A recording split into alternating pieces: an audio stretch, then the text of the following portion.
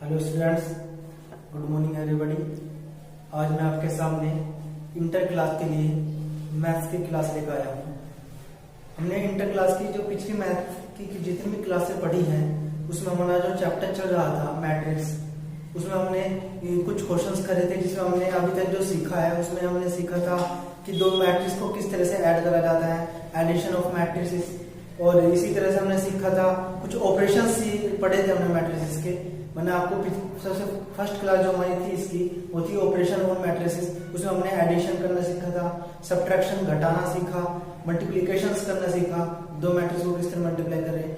फिर हमने इससे पिछली वीडियोस में एनसीईआरटी बेस्ड एक्सरसाइज 3.2 के कुछ क्वेश्चंस करे थे, जिसमें मैंने क्वेश्चन नंबर 5 तक कुछ क्वेश्चंस आपको समझा दिए थे और कुछ क्वेश्चंस उसके बीच के जो मैंने छोड़े थे वो आपको करने के लिए बोले थे। आज मैं उससे आगे की क्लास को कंटिन्यू करूंगा और उससे आगे के क्वेश्चंस हम सोल्व करेंगे। तो आज मैं आपके सामने कुछ ऐसे क्वेश्चंस कराऊंगा जो आपको कोई प्रॉब्लम हो तो उसमें कोई प्रॉब्लम ना आए उन्हें क्वेश्चंस को करने के लिए, तो आप ध्यानपूर्वक समझेंगे। और कुछ क्वेश्चंस मैं बाद में इस तरह आपके लिए छोड़ भी दूंगा जिसे आप कर सकते हैं घर बैठकर आराम से इन वीडियो को देखने के बाद। और इन क्वेश्चंस को करने के बाद आपको जो डाउट्स हो गए वो ग्रुप में आप सेंड कर दीजिए। जो प्रॉब्लम आएगी हम पिछली अगली क्लास में उस प्रॉब्लम को डिस्कस कर लेंगे। तो चलो क्लास कंटिन्यू करते हैं आगे की। तो हम जो कुछ क्वेश्चंस हैं, जैसे क्वेश्चन नंबर 6 है, ये आपके बुक में होगा एक्सरसाइज 3.2 का 6 क्वेश्चन। इसमें क्या करना है, क्वेश्चन कुछ इस तरह से है कि cos थीटा दिया हुआ है और एक मैट्रिक्स के अंदर cos theta sin theta minus sin theta और cos थीटा, ये मैट्रिक्स दी गई है। प्लस लगा के फिर sin थीटा है, फिर इसके इनटू में इसकी मल्टीप्लाई में एक दूसरी मैट्रिक्स दी गई। ये दो मैट्रिक्स है। आप इन दोनों मैट्रिक्स का ऑर्डर जानते होंगे। इसके अंदर दो रो है और दो खड़े स्तंभ है, दो कॉलम है, तो इसका ऑर्डर होगा 2/2 का। इसी तरह से इसका भी ऑर्डर कितने का है, 2/2 का है। इसके अंदर दो रो है और दो कॉलम है। तो हमारे सामने इस तरह से दो मैट्रिक्स उनके गुणा में cos और sin दे रखे हैं और हमें इसे सोल्व करने के लिए बोला गया है। तो किस तरह से करना है ध्यान से समझिए। सबसे पहले हमें जो क्वेश्चन सोल्व करना है उसमें क्या देखना है, जैसे cos थीटा है, ये cos थीटा इस मैट्रिक्स की मल्टीप्लाई में है, गुणा में है, तो हमें इस cos की गुणा इस मैट्रिक्स के अंदर करनी है। और मैंने आपको गुणा करने सिखाई थी, एक गुणा मैंने आपको बताई थी स्केलर मल्टीप्लाई। उसमें हमने क्या करा था, किसी एक स्केलर नंबर से किसी एक नंबर से किसी मैट्रिक्स में अंदर किस तरह से मल्टीप्लाई करते हैं। आपने कुछ क्वेश्चंस भी करे उस पर, तो हम ऐसे ही करेंगे। यहाँ इस cos थीटा की मल्टीप्लाई इस मैट्रिक्स के अंदर करनी है। किस तरह से करनी है मैंने आपको समझा रखा है। इस cos की गुणा इस मैट्रिक्स के प्रत्येक अवयव में होगी। इस मैट्रिक्स के अंदर जितने भी अवयव मौजूद हैं सब में इस cos से मल्टीप्लाई करनी है। तो मल्टीप्लाई करते हैं। पहले इस cos की गुणा इस वाले cos में होगी, तो cos थीटा की cos थीटा में मल्टीप्लाई करके कितना आ जाएगा, cos उसका थीटा। तो इसकी गुणा इसमें होगी, अब इसी की गुणा साइड में भी होगी, तो क्या आएगा cos theta into sin theta.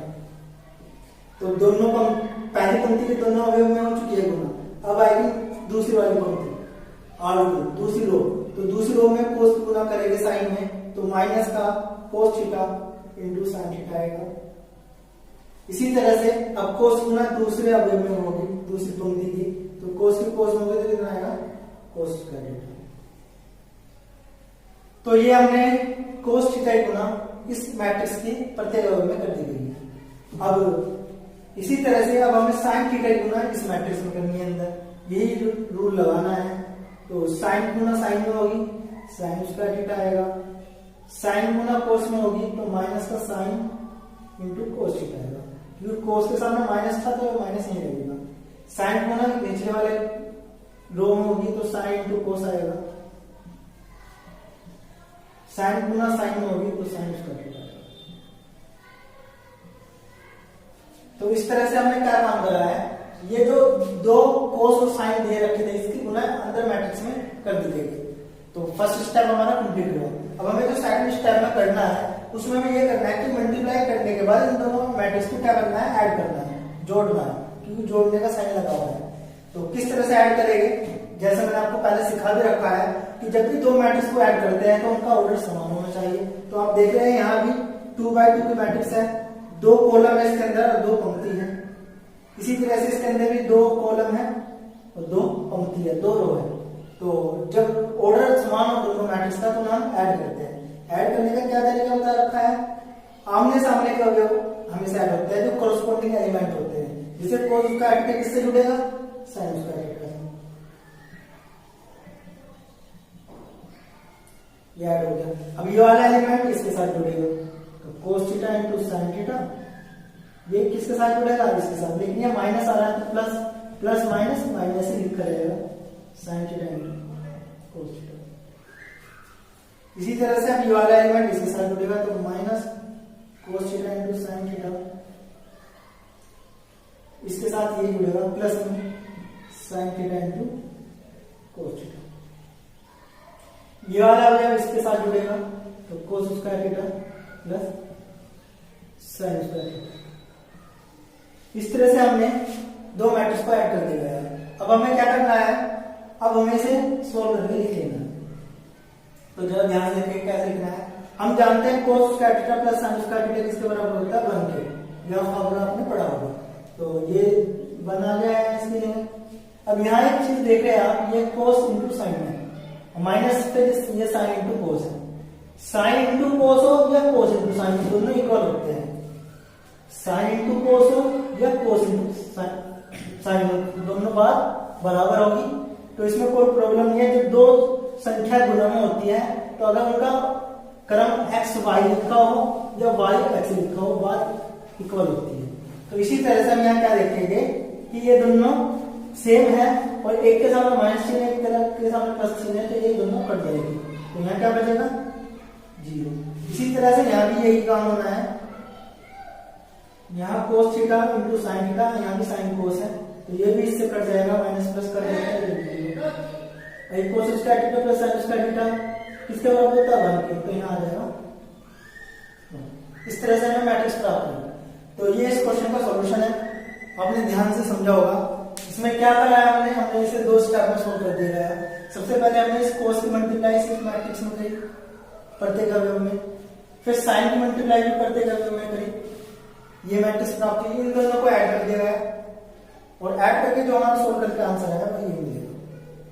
तो इसका सॉल्यूशन है, आप इसे नोट कर सकते हैं।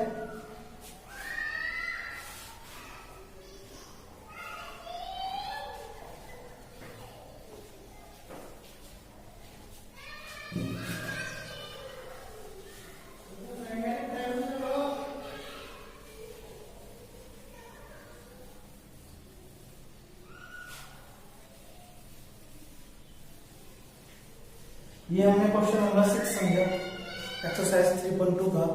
अब हम क्वेश्चन नंबर 7 की बात करेंगे। इस क्वेश्चन में हमें क्या करना है, कुछ 2 मैट्रिक्स एक दूसरे के इक्वल दे रखी है और उसमें हमें कुछ वैल्यूज को निकालना है, कुछ वैल्यू फाइंड करनी है। जैसे ये है, एक मैट्रिक्स है x+3 z+4 2y - 7 -6 a-1 0 b-3 -21 0। तो इस तरह से एक मैट्रिक्स है। इस मैट्रिक्स के अंदर कितनी पंक्तियां और कितनी रो है देख लेते हैं। इस मैट्रिक्स के अंदर 3 पंक्तियां हैं, 3 रो है और 3 खड़े स्तंभ है। तो इस मैट्रिक्स का ऑर्डर होगा 3x3 का। ऐसे ही इसका ऑर्डर भी कितना है, 3x3 का, आपको पता होगा। अब हमें क्या करना है, यहाँ से क्वेश्चन में पूछा है कि a b c x y तथा z के मान ज्ञात करने हैं इस मैट्रिक्स में।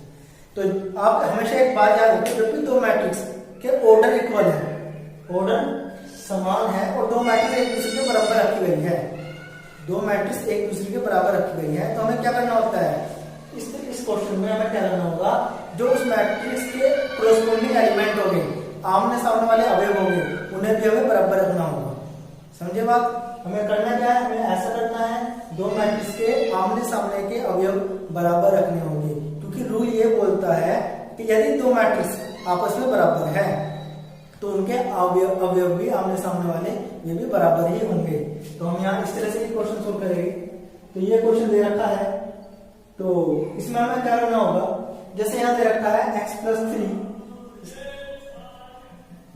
z+4 2y - 7 -6 a-1 0 b-3 21 0 बराबर में एक दूसरी मैट्रिक्स है 0 6 3y minus 2 -6 -3 2c plus 2 2b plus 4 -21 0। दोनों मैट्रिक्स के ऑर्डर इक्वल है तो हमें क्या करना होगा, जब भी दो मैट्रिक्स का ऑर्डर इक्वल हो तो आमने सामने के बराबर रख ले। तो x प्लस 3 पहला अवयव इसके पहले अवयव के बराबर रखा जाएगा, तो ये किसके बराबर रखा जाएगा, x प्लस 3 0 के इक्वल रखा गया। तो अगर मैं 3 को उधर ले जाऊं तो x की वैल्यू कितनी निकल जाएगी -3। एक आंसर आ चुका आपका। इसी तरह से हम क्या काम करेंगे, z प्लस 4 तो किसके इक्वल रखेंगे 6 के, तो z प्लस 4 को इक्वल रखेंगे 6 के। तो यहां से किसका मान निकल कर आएगा z का, अगर हम 4 को उधर ले जाए तो 4 घट जाएगा, तो 6 में से 4 घट जाएगा तो कितना मिलेगा हमें 2। ये z का मान आ गया 2, 6 में से 4 घट कर देंगे। इसी तरह से अब हमें किसका मान निकालना है y का, तो ये y तीसरा एलिमेंट इस वाले एलिमेंट के इक्वल रख देंगे, तो 2y minus 7 equal to 3y minus 2। तो अगर हम इसे सोल्व करेंगे तो कैसे सोल्व होगा, जो y वाले एलिमेंट हमने एक जगह ले आओ और जो कांस्टेंट हमने एक जगह ले आओ। तो हम क्या काम करेंगे, इस 3y को इधर ले आएंगे, 3y इधर आके कैसे हो जाएगा बराबर से इधर का माइनस का, और 7 को ले जाएंगे उधर, 7 उधर जाएगा हो जाएगा प्लस का, और 2 तो माइनस का 3 उधर। तो यहाँ क्या काम करा है, 3y तो इधर लेकर आए हैं, 7 को हम उधर ले गए। तो इस तरह क्या हुआ, 2y में से 3y घटेगी तो कितना बचेगा y, वो भी माइनस का बचेगा, बड़ी संख्या का चिन्ह लगता है, और 7 में से 2 गया। तो इस तरह से y का जो मान आ जाएगा वो आ जाएगा, या माइनस यहाँ आ जाएगा, y का मान आ जाएगा -5। जो y का मान इस तरह से हमें प्राप्त हो चुका है। अब हमें किसका मान निकालना है, ये तीनों अवयव एक दूसरे बराबर रखे गए हैं, 6 -6 इक्वल है। अब a -1 को -3 के बराबर रखना है, a -1 इक्वल टू -3। 1 को उधर ले जाओगे तो a बराबर होगा -3 प्लस 1। -3 में से अगर 1 जाएगा तो बचेगा माइनस का 2। a का मान आ चुका है। अभी तक हमें कितनी वैल्यू प्राप्त हो गई है, x आ गया है, y आ गया है, z आ गया है, a आ गया है, b और c रह गया है। तो b y प्राइम तो ये रही और ये वाली, ये दोनों आपस में हम बराबर रखेंगे। तो कौन कौन से में बराबर रखे जाएंगे, b -3 को हम रखेंगे 2b प्लस 4 के ऊपर। तो इस तरह से यदि हम इसे सोल्व करें, 2b को इधर ले आए और 3 को उधर ले जाए तो चिन्ह बदल जाएगी। क्या होगा, 2b इधर आके हो जाएगा माइनस का, और 3 उधर जाके हो जाएगा प्लस का। तो होगा क्या, तो b में से 2b घट के माइनस का b बचेगा, और 4 3 7, तो दिस इंप्लाइज दैट b का मान हो जाएगा -7। अब हमें c का मान निकालना है, तो c का मान भी इसी तरह से निकलेगा। c वाली टर्म देखते हैं इसमें कहाँ है, ये 2c प्लस 2, और यहाँ है 0, तो 0 किसके बराबर है 2c प्लस 2 के। तो इस तरह से 0 बराबर 2c प्लस 2, तो 2 को इधर आएंगे, 2c को इधर आएंगे, तो 2c बराबर हो जाएगा 2c इधर आके चिन्ह बदल जाएगा, 2 से 1 काट दो तो कितना बनेगा 1, तो c का मान आ जाएगा -1। केवल कैलकुलेशंस थी और कुछ नहीं था इस क्वेश्चन में। हमें केवल कैलकुलेशन करनी है, वेरिएबल्स को सेपरेट करना है, और वेरिएबल सेपरेबल के बाद हमारा आंसर हमारे सामने होगा। तो आपने ये क्वेश्चन देखा, इसमें हमने क्या काम करा है, दो मैट्रिक्स आपस में बराबर दी हुई थी, हमने उसके आमने सामने का अवयव को बराबर रखा, उन अवयव को बराबर रखा जिन अवयव में वे वेरिएबल आ रहे हैं, वे चर आ रहे हैं जिनका मान हमें निकालना है। x वाले को x के सामने वाले अवयव के बराबर रखा, इसी y वाली कोई टर्म है तो y के सामने वाले टर्म के बराबर रखा। इस तरह से हमने x y z a b c के मान निकाले हैं। अब ये कैलकुलेशन आप आसानी से समझ लेंगे, तो ध्यान से समझे, क्वेश्चन को एक पॉइंट को नोट करते चले, इसे क्वेश्चन को नोट करेंगे।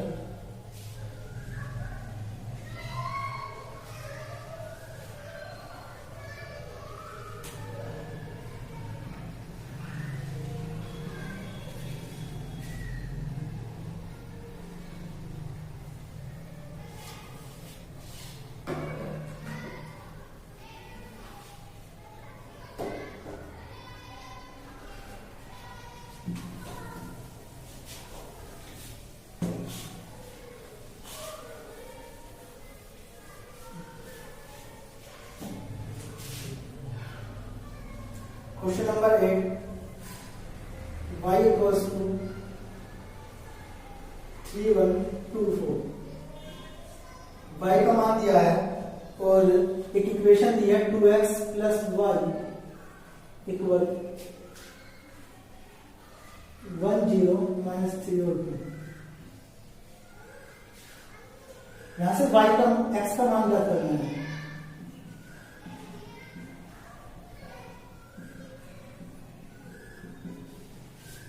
तो y का मान हमें दिया हुआ है, ये इक्वेशन दी हुई है साथ में, और x का मान निकालना है।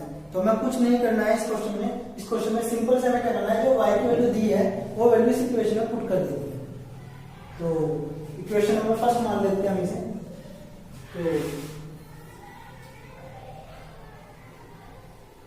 तो y का मान समीकरण 1 में रखना है।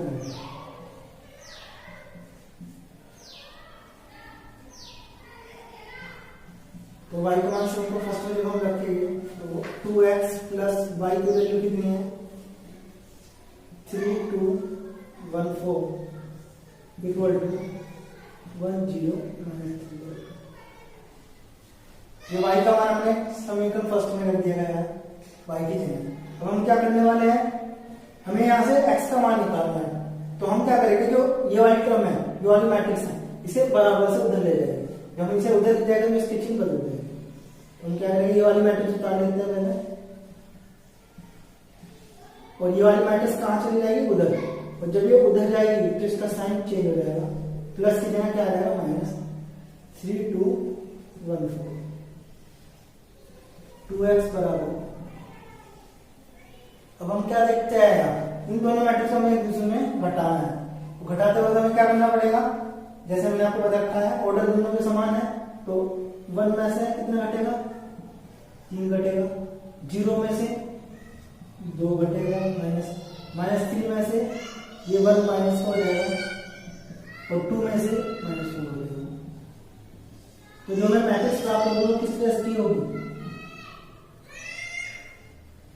1 में से 3 गया माइनस का 2, 0 में से माइनस 2, 3 और माइनस 1 माइनस 4 आ गया, और 2 में से 4 गया माइनस का 2। इस तरह से हमें मैट्रिक्स प्राप्त होगा। अब हमें इस मैट्रिक्स में एक बात और समझनी है, ध्यान से देखिए। 2x का मान हमें ये मिला। इस मैट्रिक्स में अगर आपको कुछ कॉमन निकल रहा है, जो प्रत्येक अवयव में से निकलता हो, उसे बाहर लीजिए। तो आप देख रहे हैं 2 प्रत्येक अवयव को डिवाइड कर सकता है। तो हम इसे 2 को पूरे मैट्रिक्स में से कॉमन ले लेंगे। 2 को मैट्रिक्स अवयव में से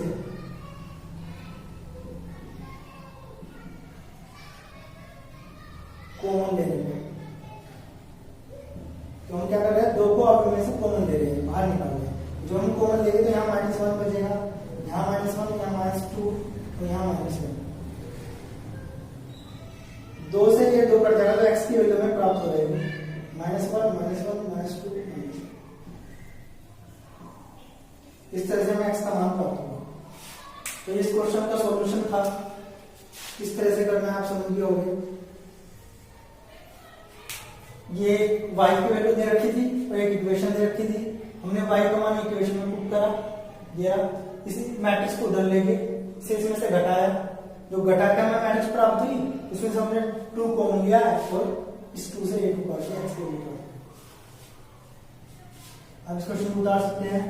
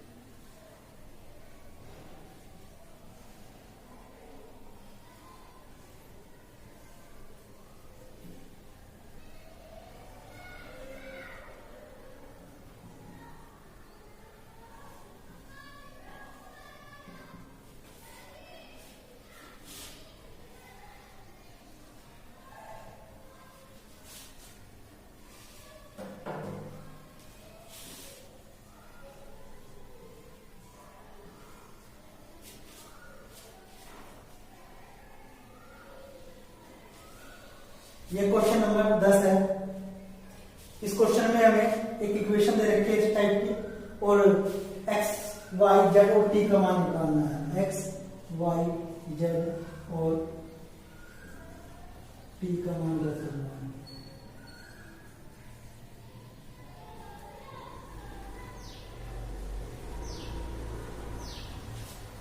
तो किस तरह से करेंगे, जैसे जैसे इक्वेशन में दिया गया है ऐसे ऐसे हम सोल्व करेंगे।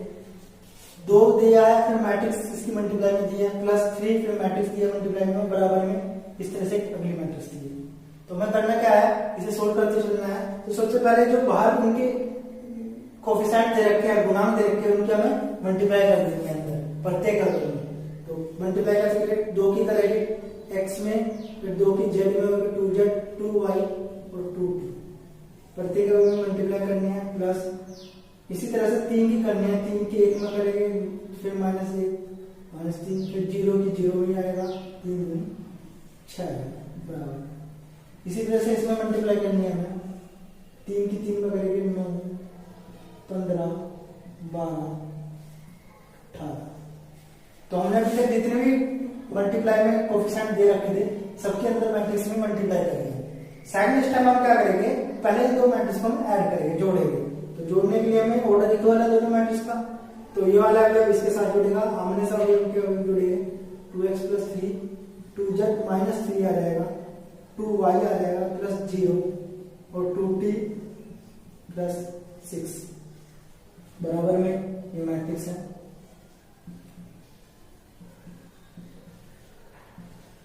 अब हमें कुछ नहीं करना है, बस सिंपल सा हमें 2 मैट्रिक्स एक दूसरे के इक्वल आ चुकी है। और जब भी 2 मैट्रिक्स आपस में बराबर हो तो उनके आमने सामने के अवयव भी बराबर होते हैं। तो फर्स्ट अवयव 2x + 3 को किसके इक्वल कर देंगे, 9 के। 3 को उधर ले जाएंगे, घट जाएगा 9 - 3, तो 2x बराबर कितना आ जाएगा 6।